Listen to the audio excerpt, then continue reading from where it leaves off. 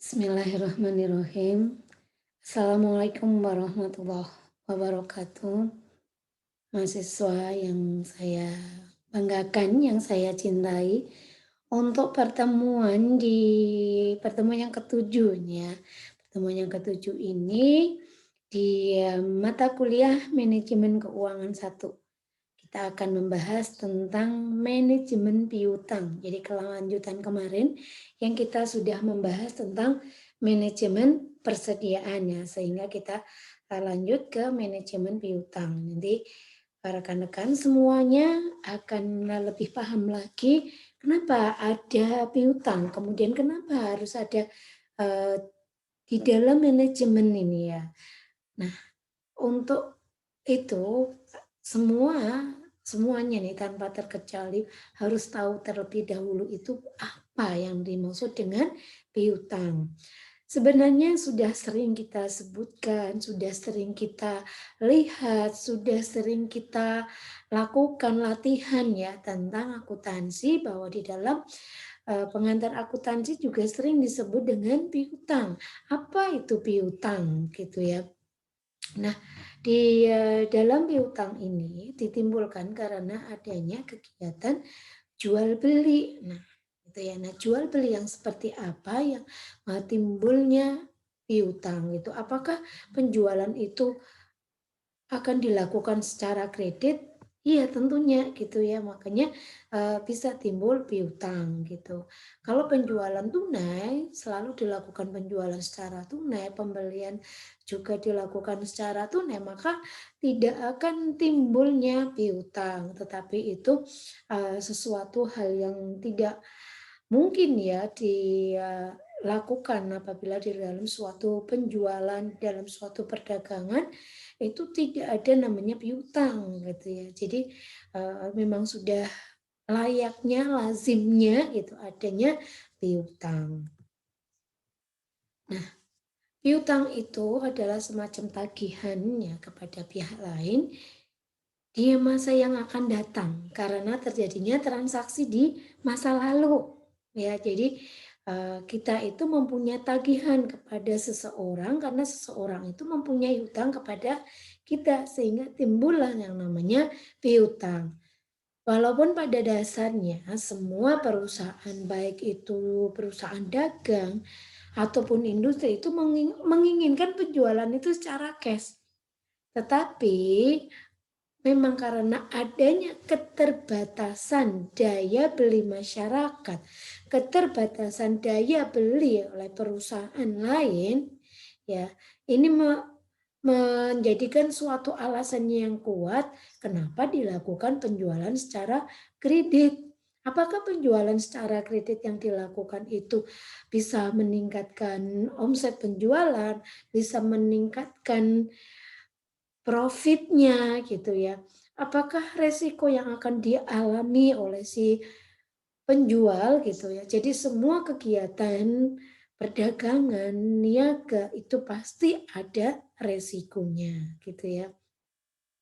Resiko yang terbesar di dalam kegiatan piutang itu apa? Adalah tertundanya penerimaan kekas gitu ya. Karena tertunda, karena membutuhkan waktu gitu ya. Jadi semuanya yang berhubungan dengan kegiatan utang dengan piutang gitu ya. Berarti kalau utang piutang ya, utang piutang berarti pastinya itu akan menunda penerimaan kas. Apakah penjualan ini secara kredit ini memberikan keuntungan? Ya, tergantung ini ya, tergantung dari si yang punya utang ini, apakah orangnya itu eh, rajin membayar hutang, kemudian sesuai dengan perjanjian, ya tidak meleset harinya, tanggalnya. Nah, ini akan menjadikan seseorang itu mendapatkan tawaran lagi dari pihak lain yang memberikan hutang, ya, yang memberikan pinjaman gitu. Selain itu juga dengan adanya kegiatan secara piutang ini ya, secara kredit, itu tentunya mengakibatkan suatu kerugian. Ya, kerugian ini, nah kerugian itu kenapa gitu? Kerugian apabila yang ditagih ini tidak keluar uangnya, tidak keluar hasilnya. Bahkan bisa saja tidak bisa tertagih, tidak bisa kembali. Maka di sini bisa saja perusahaan ataupun usaha kita itu bisa tersendat karena kegiatan piutang ini. Semakin lama piutang itu tertunggak, maka akan semakin besar investasi yang dibutuhkan. Ya, karena tertunggak nih di investasi gitu. Padahal kita yang mempunyai usaha ini terus untuk masih membutuhkan modal gitu ya. Nah, semuanya ini tergantung bagaimana sih cara kita itu memberikan pinjaman kepada pihak lain ataukah memberikan penjualan secara kredit, apakah hanya modal kepercayaan. Nah, ini cerita zaman lampau ya, bahwa dengan penjualan secara kredit ataukah pinjaman yang menimbulkan piutang itu jangan sekali-sekali itu ya memberikan pinjaman ini dengan jaminan kepercayaan gitu ya. Maka ini akan banyak sekali sering terjadi hal yang kurang diinginkan gitu. Kalau kita melihat perputaran kas, ya sebenarnya kas ini atau uang ataupun modal ini hanya berputar terus ya perputarannya. Ya dari kas kemudian dilakukan pembelian untuk stok atau disebut dengan persediaan ya, kemudian dari persediaan ini dilakukan penjualan.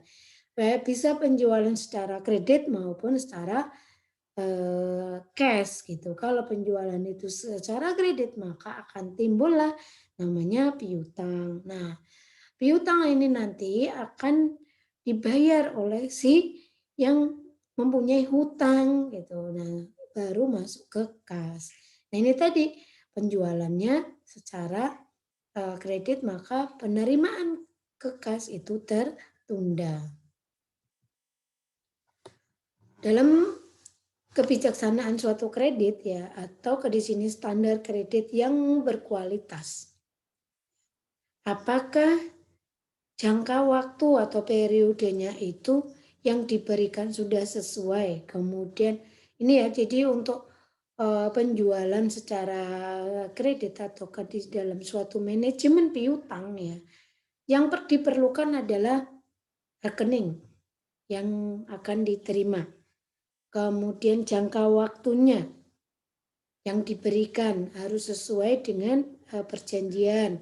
Kemudian apakah ada diskon atau potongan secara tunai yang jika nih si nasabah peminjam uang ini melakukan pembayaran lebih awal, apakah diberikan diskon ataukah tidak gitu ya.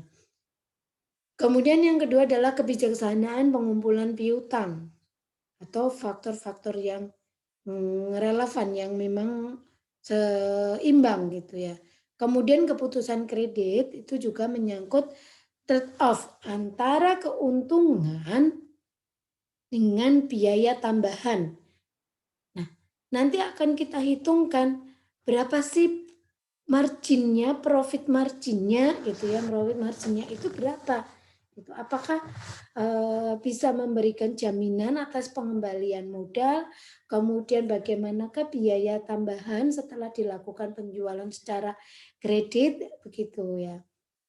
Nah, nanti kita akan pelajari dengan cara penghitungan. Ya. Ini faktor yang mempengaruhi besarnya piutang. Yang pertama adalah volume penjualan kredit. Semakin besar volume penjualan secara kredit, maka semakin besar investasi yang tertanam dalam piutang itu. Gitu. Jadi harus diperhatikan apakah penjualan itu akan dilakukan secara piutang semuanya. Artinya modal kita kalau dilakukan penjualan secara kredit, modal kita ada di sana. Investasinya itu ada di sana gitu. Ya nanti akan dilakukan penagihan gitu ya. Kemudian syarat pembayaran sesuai dengan termin, biasanya 2 per N, 30/60 misalnya ya. Jika dilakukan pembayaran kredit itu dalam jangka waktu 10 hari dalam 1 bulan, jangka waktunya 1 bulan, tapi dia bisa membayar dalam jangka waktu 10 hari ini udah bisa melunasi, maka akan diberikan termin atau potongan di sini 2% nih misalnya seperti itu ya. Semakin lama masa kredit, maka akan semakin besar investasinya gitu ya. Ketentuan tentang pembatasan kredit. Batasan kredit itu dapat berupa seperti plafon kredit, di mana plafon kredit itu semakin besar plafon kreditnya per pelanggan, itu akan semakin besar investasi yang diperlukan. Ya, itu secara kuantitatif, secara penghitungannya. Jika dilakukan plafon kredit itu berapa lama jangka waktu peminjaman itu ya, kalau dia itu semakin besar plafonnya, plafon kredit ya, ini maka semakin besar investasi yang dibutuhkan. Yang dipinjam dia itu banyak sekali. Berarti kita juga harus mempunyai modal yang lebih banyak gitu. Secara kualitatif, ya, selektif terhadap pelanggan. Pelanggan kreditnya itu harus benar-benar diselektif. Jangan asal modal kepercayaan, saya kenal orang itu sekian lama, sepertinya orang itu orang yang bisa dipercaya. Nah itu nggak bisa menjadi jaminan gitu ya. Makin ketat seleksinya, maka akan semakin memperkecil investasi dalam piutang.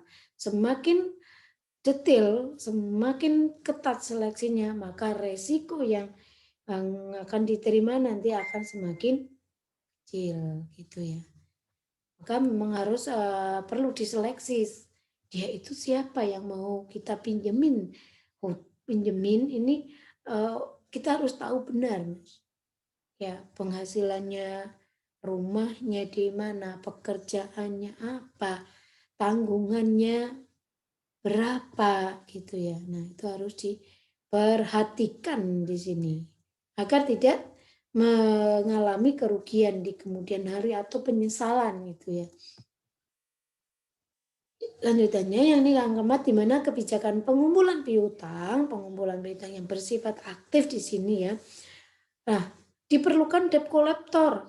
Debt collector itu adalah orang yang diutus untuk melakukan tagihan. Gitu. Kenapa perlu diperlukan debt collector? Nah ini, ya kalau si pembayar ini, tadi si yang mempunyai hutang ini rutin membayarnya, maka tidak dilakukan penagihan oleh debt collector. Nah, debt collector itu diterjunkan ke lapangan dikarenakan ada keterlambatan pembayaran, ada kesulitan dalam pembayaran hutangnya. Nah, seperti itu. Yang kelima adalah kebiasaan membayar dari para pelanggan. Apabila sebagian besar pelanggan itu membayar pada masa diskon, seperti tadi yang sudah saya sampaikan ya, jika di sini syaratnya adalah 2/10, N/30, nih artinya jika dia itu membayar dalam jangka waktu 30 hari, ternyata dia bisa melunasi di hari yang ke-10, maka dia mendapatkan potongan sebesar 2% gitu ya. Penilaian kredit di mana resiko kreditnya. Semua kegiatan baik itu cash maupun kredit pasti mempunyai resiko. Resiko besar mana dengan penjualan secara kredit atau secara cash atau tunai? Yang jelas lebih besar yang kredit.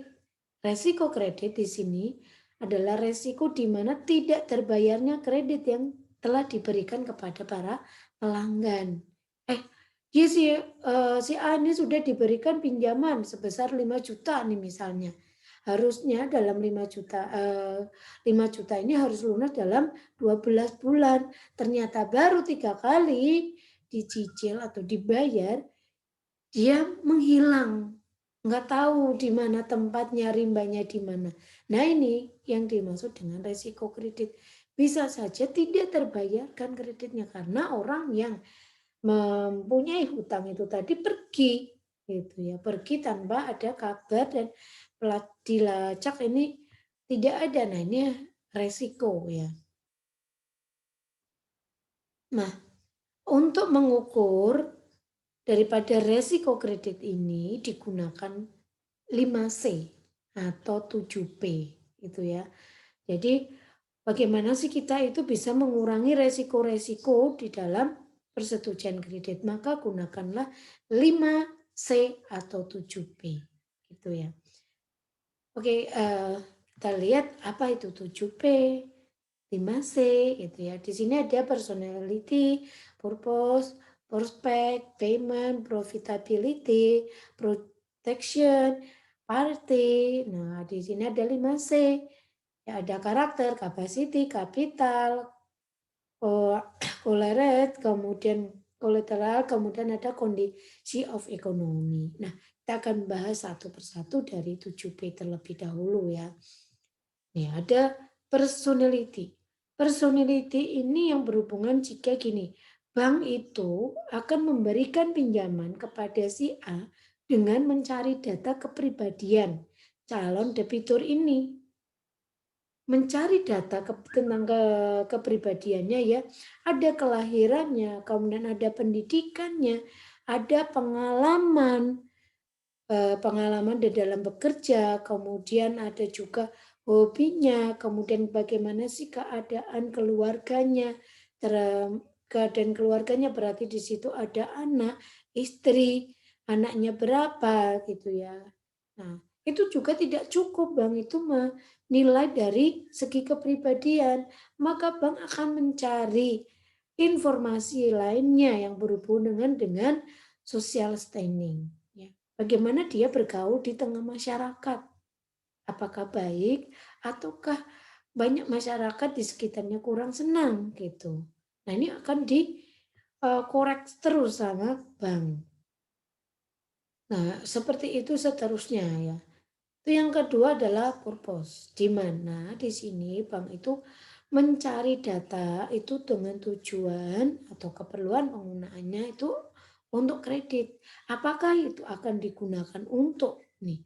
Maka si A itu dalam meminjam uang ke bank, maka akan ditanyakan uang yang dipinjam ini akan digunakan untuk apa?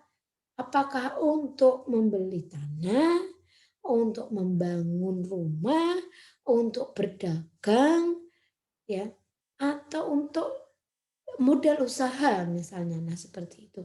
Itu bank juga harus tahu banget gitu ya. Akan digunakan untuk apa. Makanya meminjam ke bank itu memang agak rumit ya. Rumit karena benar-benar detail dalam menilai karakter daripada si pelanggan ini, calon fitur ini tadi ya.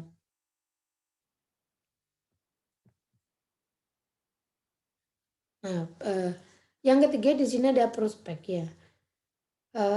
Harapannya adalah untuk bidang usaha misalnya ya di sini untuk kegiatan usaha maka si peminjam ini harus diikutin terus. Oh dia itu mau meminjam uang untuk perkembangan usahanya maka pihak bank ini akan secara rutin melihat perkembangan usahanya dalam beberapa bulan. Apakah dengan uang yang dipinjam ini dari bank berkembang nggak keadaan ekonominya dalam berdagang, kemudian keadaan ekonomi keluarganya seperti apa setelah adanya peminjaman uang dari bank. Ini harus dilihat terus ya, ya akan dipantau nih oleh bank. Kemudian ada payment. Nah payment ini adalah perkiraan pembayaran kembali pinjaman yang akan diberikan. Ya, misalnya si A tadi meminjam 5 juta dalam waktu 1 tahun. Nah, ini akan dicek sama bank, apakah si A ini meminjam ke pihak lain atau enggak, ataukah hanya di bank ini saja, ataukah dia memiliki hutang kepada bank lain, kemudian hutang itu di bagaimana cara pembayarannya, lancar enggak di sana gitu. Nah, ini harus di cross check lagi gitu. Harus tahu banget. Kemudian yang kelima ada profitability, di mana untuk menilai beberapa tingkat keuntungan yang akan diraih oleh si calon debitur atas pinjaman uangnya itu melalui bank, misalnya ya dari bank, bagaimana polanya? Apakah makin lama makin besar ataukah sebaliknya? Dengan uang yang dipinjamin dari bank, apakah usahanya berjalan ataukah masih saja tetap seperti itu, gitu ya. Nah, ini akan dipantau. Sebaiknya memang harus dipantau oleh bank. Apakah uang yang dipinjam ini tadi bisa mengembangkan ekonomi keluarganya ataukah malah sebaliknya, gitu. Yang keenam, protection, menilai bagaimana calon debitur itu melindungi usahanya dan mendapatkan perlindungan usaha. Ya. Nah, apakah dalam bentuk jaminan barang orang atau asuransi? Nah, seperti ini ya. Jadi tadi contohnya si calon debitur ini tadi udah mendapatkan pinjaman nih dari bank. Dia mau membuka usaha. Nah, usaha yang dijalankan ini sebaiknya diasuransikan atau tidak gitu ya. Nah, biar ada jaminannya itu, biar jika terjadi sesuatu hal yang kurang diinginkan maka dapat terantisipasi ya. Yang terakhir ada 7P, ada berarti bertujuan untuk mengklasifikasikan calon debitur yang berdasarkan adanya modal, loyalitas, dan karakter. Ya, seperti itu. Ini akan dinilai, oh dia melakukan pinjaman sebesar 5 juta yang tadinya jangka waktunya dalam 12 bulan ini sudah lunas ya. Kemudian apakah si peminjam ini tadi loyalitas ataukah tidak gitu ya. Loyalitas itu dalam melangkah itu tidak terlalu kikir ya dalam suatu usaha, kemudian juga tidak terlalu boros, akan terlihat seperti itu dari karakternya. Yang selanjutnya ada 5C. 5C di sini ada karakter, capacity, capital, ya, collateral, condition of economy. Nah, di sini kita akan melihat satu persatu dari karakter, di mana karakter ini itu menyangkut kejujuran, tanggung jawab dalam memenuhi kewajibannya. Kalau capacity itu adalah kemampuan untuk membayar hutangnya, gitu ya. Jadi kalau sudah dipinjemin utang, apakah dia itu membayar dengan lancar ataukah tersendat-sendat seperti itu ya. Kemudian yang ketiga ada kapital, dilihat dari jumlah modal sendiri yang dimiliki oleh perusahaan dari suatu periode. Perbandingan antara modal sendiri dengan modal asing. Itu berapa perbandingannya? Apakah lebih besar modal asingnya dari modal sendiri? Nah, ini harus dipertanyakan gitu ya, harus dilihat.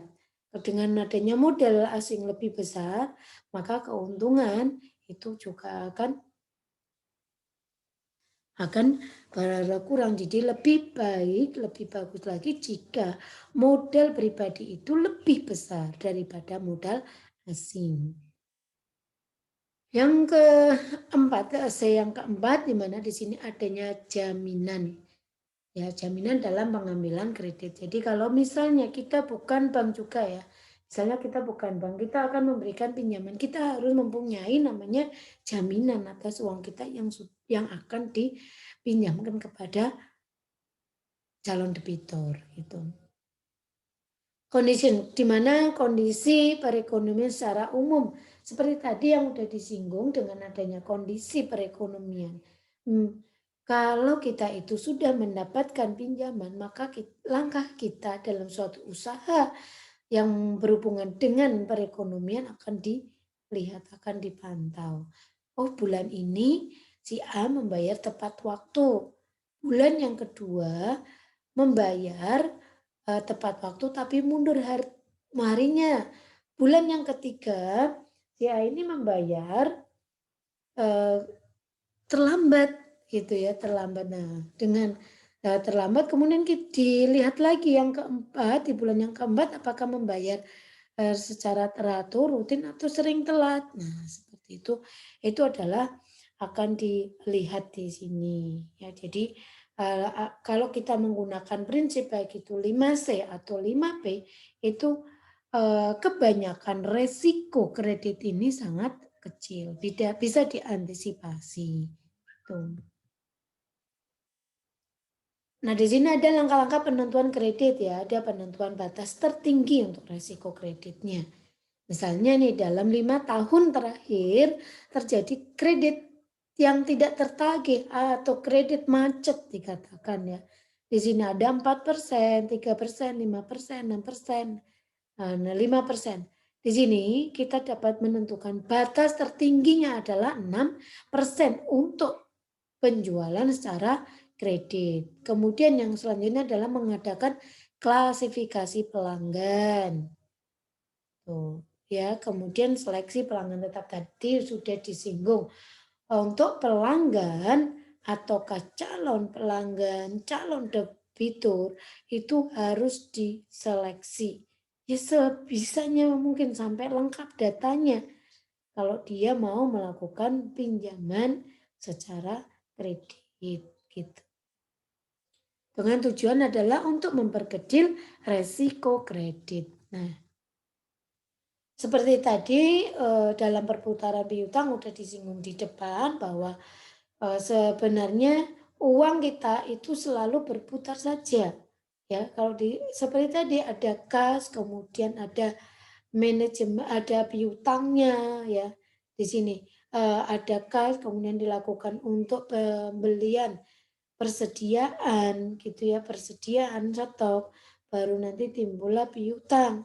Nah, setelah dari piutang mereka itu debt collector-nya pada menagih, maka di sini bisa menjadi kas lagi. Begitu seterusnya. Yang kedua adalah periode putaran, itu tergantung dari panjang pendeknya waktu. Nah, untuk tingkat perputaran piutang di sini adalah penjualan nota kredit itu dibagi rata-rata piutang. Gitu ya. Jadi kita sendiri bisa memanage keuangan rumah tangga kita, penghasilan kita dengan rumus seperti itu. Penjualan itu kreditnya berapa, bagi dengan rata-rata piutang. Nah, seperti itu. Lanjutlah. Nah, ini untuk pengumpulan piutang ya. Dalam pengumpulan piutang yang digunakan adalah nilai rata-ratanya. Nilai rata-rata yang sudah dipatenkan ada 365 hari itu selama 1 tahun dibagi tingkat perputaran piutang sehingga ketemulah berapa harinya. Itu ya. Bisa dipahami ya. Oke, ini lanjut ke resiko kredit yang macet atau bahkan yang benar-benar tidak bisa diharapkan lagi. Ini adalah langkahnya. Ada penentuan besarnya resiko yang ditanggung oleh perusahaan yang berdasarkan pengalaman tahun sebelumnya. Ini pengalaman tahun sebelumnya harus menjadi patokan apakah bisa dilakukan piutang lagi atau tidak. Seperti itu ya. Ini membuat kasih kredit seperti tadi ya. Udah disinggung di depan. Kemudian yang keempat mengadakan seleksi untuk calon pelanggan berdasarkan sejarah kredit yang ditentukan pelanggan. Mana yang dapat ditambah plafonnya. Begitu ya.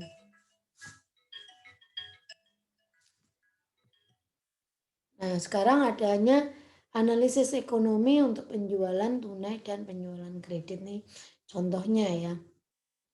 Di sini ada perusahaan Krisno yang semula melakukan penjualan secara tunai. Nah, penjualan secara tunai, penjualan yang tercapai di setiap tahun itu rata-rata 800 juta. Ini penjualan secara tunai. Perusahaan merencanakan itu akan menawarkan syarat penjualan kredit dengan N per 60.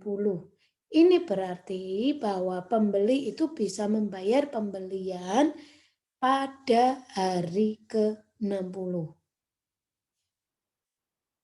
Kemudian diperkirakan dengan syarat penjualan yang baru tersebut akan mendapatkan peningkatan penjualan itu sampai 1 M ya, 1.050.000.000. Dan profit margin yang diperolehnya itu sekitar 15%. Pertanyaannya, apakah perusahaan itu perlu beralih ke penjualan kredit jika biaya dananya itu sebesar 16%. Jadi tadinya perusahaan Krisna ini melakukan penjualan secara tunai gitu. Nah, sekarang akan dilakukan penjualan secara kredit. Apakah memberikan keuntungan? Bagaimana resikonya? Maka yang perlu sekali kita lakukan adalah pertama adalah mencari manfaatnya. Ya, tambahan keuntungan dari penjualan secara kredit, tambahannya kira-kira berapa? Kemudian kita harus memperhitungkan adanya pengorbanan. Ya, pengorbanan itu apa? Ya perputaran piutang karena kas yang kita terima itu pastinya tertunda atau terhambat. Nah, setelah kita itu tahu pengorbanannya yaitu dari perputaran piutangnya, kemudian rata-rata piutang itu seperti apa. Nah, yuk kita sama-sama kita perhatikan ya di sini. Nah, ini kita menganalisis tadi penjualan yang dilakukan secara cash, kemudian akan dilakukan secara kredit. Manfaatnya, di sini adanya tambahan keuntungan karena penjualan yang dilakukan secara kredit, yaitu tadi ada 15%, ya. Ini ada 15%. Profit margin yang diperoleh itu sekitar 15% kalau dilakukan penjualan secara kredit, maka 15% dikalikan tadi ya hasil penjualan itu mencapai profit itu 1 miliar ya, 50 juta dikurangin 800 juta. Nah, sehingga didapatkan hasil 37.500.000. Nah, setelah kita tahu ini ada tambahan keuntungan, ini belum selesai, kita harus tahu dulu pengorbanannya, resikonya gitu ya.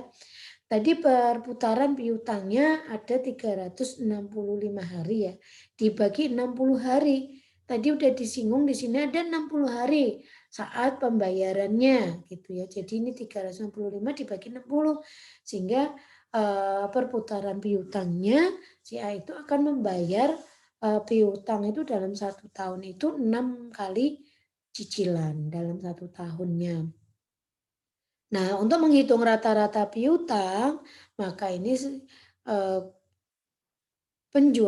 penjualan secara kredit ini yaitu 1 M, 50 juta dibagi pembayaran selama 1 tahun yaitu 6 kali. Maka rata-rata piutangnya ada 175 juta.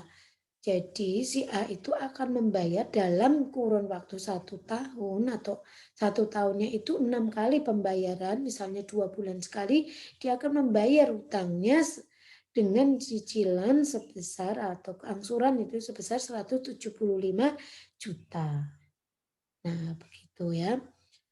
Setelah kita tahu rata-ratanya, maka kita harus tahu dana yang diperlukan untuk membiayai investasi itu tadi kan ada 15% ya. Maka ini 15% untuk profit marginnya. Nah, 85% ini tadi bukan untuk profit, maka kita harus tahu dana yang akan diperlukan untuk kegiatan tersebut, investasi tersebut. Maka 85% itu dikalikan 100 dan dikalikan rata-rata piutangnya itu. Nah, dana yang diperlukan ternyata 148.750 juta. Gitu ya. Jadi ya kalau dilihat dari sini, gambaran dari sini, perusahaan itu lebih menguntungkan dengan penjualan secara kredit ya.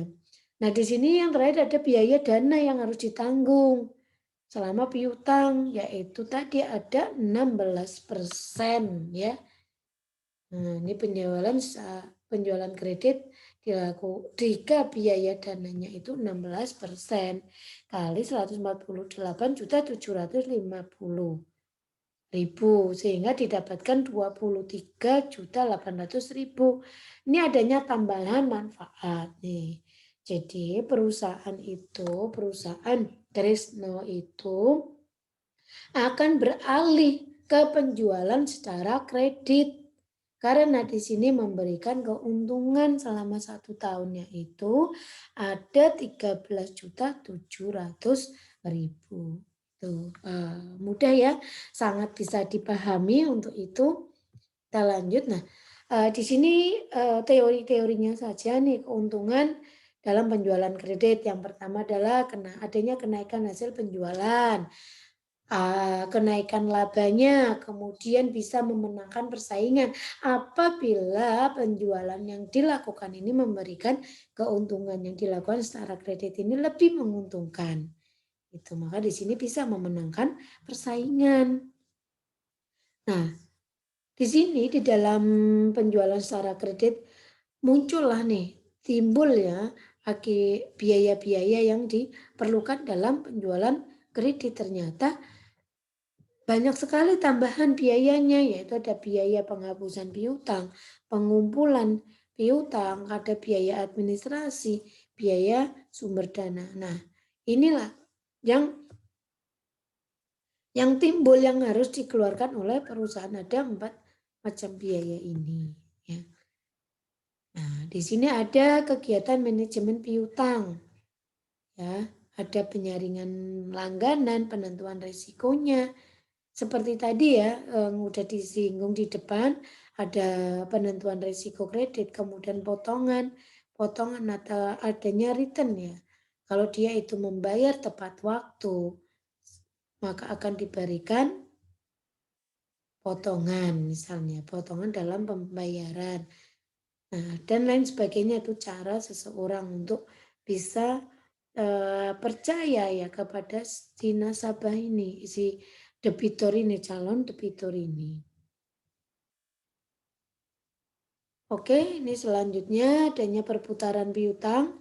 Perputaran piutang itu ada beberapa. Yang pertama adalah periode perputaran, kemudian piutang itu tergantung dari panjang pendeknya, tahunnya, jangka waktunya, kemudian ketentuan waktu yang dipersyaratkan dalam syarat pembayaran secara kredit.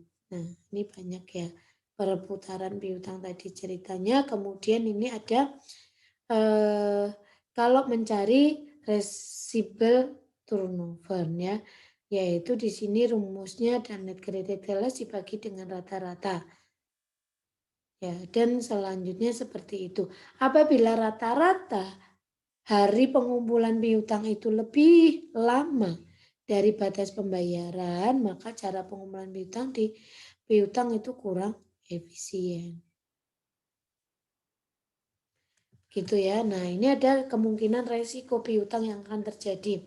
Ada namanya piutang macet, biaya pengumpulannya itu besar, biaya dananya juga besar, modal kerjanya juga besar. Ini kemungkinan yang timbul resikonya atas piutang. Nah, pengelolaan piutang ini dilakukan cara ada standar kredit, jangka waktu kredit, motivasi cepat membayar. Nah, dari ketiga ini bisa kita renungkan nih, kita harus mencermati kalau kita itu kemarin memberikan pinjaman kepada si A, si B, maka kita harus tahu nih bagaimana cara mengelola piutangnya. Tuh, ya. Penjualan secara kredit itu akan berdampak positif, ya. Seperti tadi sudah dijelaskan dengan studi kasus bahwa penjualan itu lebih menguntungkan dilakukan secara kredit. Pertimbangan untuk memperketat atau mempermudah pemberian kredit dapat dilakukan dengan memperhatikan biaya dan benefit bila akan mengambil suatu keputusan. Nah, rekan-rekan semuanya, di sini ada satu tugas yang perlu rekan mahasiswa kerjakan dan saya sangat berharap rekan semuanya bisa aktif perkuliahan meskipun ini dilakukan secara daring, secara online ya. Nah, good luck untuk semuanya, semoga sukses ke depan, tetap jaga kesehatan karena kesehatan memang sangat mahal harganya. Untuk sehat itu butuh biaya yang mahal. Maka kalau udah sehat itu harus dijaga kesehatannya, imun tubuhnya, gitu ya. Untuk materi kali ini saya cukupkan dan saya mohon maaf apabila ada keterangan atau penjelasan dalam saya memberikan tadi ada kekeliruan, kesalahan kata, mohon untuk dimaafkan. Nanti rekan-rekan semuanya bisa like, subscribe, dan tekan tombol lonceng. Begitu saya akhiri perkuliahan kali ini. Sampai jumpa di materi yang berikutnya. Terima kasih. Wassalamualaikum warahmatullahi wabarakatuh.